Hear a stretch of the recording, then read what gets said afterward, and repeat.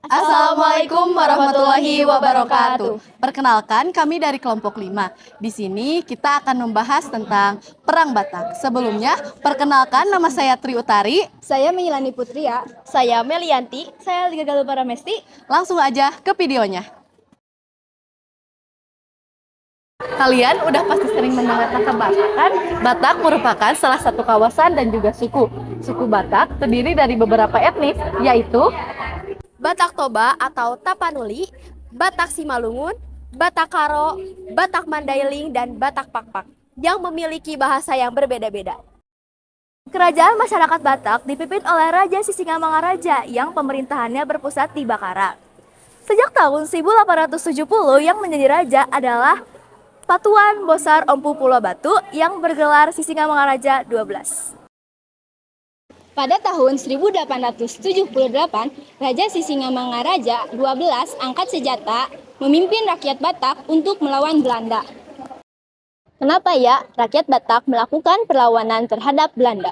Karena Raja Sisingamangaraja 12 khawatir Belanda mulai memasuki tanah Batak serta melakukan penyebaran agama Kristen. Pada tahun 1877, Raja Sisingamangaraja 12 menghalangi proses kristenisasi dengan berkampanye keliling ke daerah-daerah untuk menghimbau agar masyarakat mengusir para jending.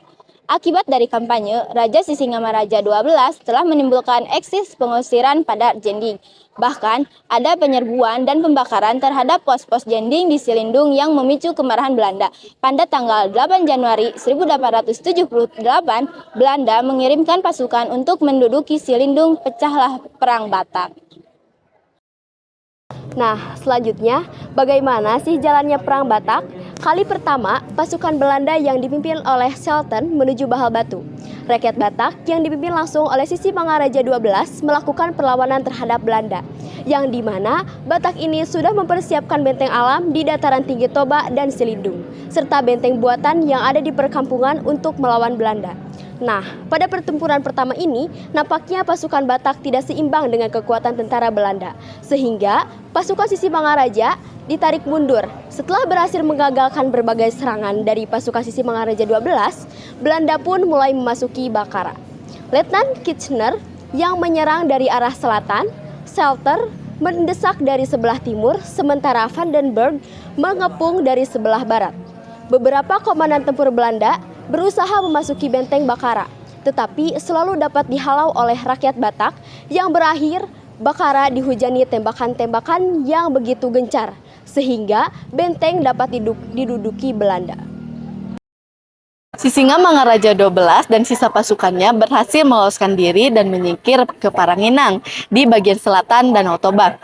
Belanda terus memburu Sisingamangaraja 12 dan akhirnya Sisingamangaraja 12 menyingkir ke Lintung.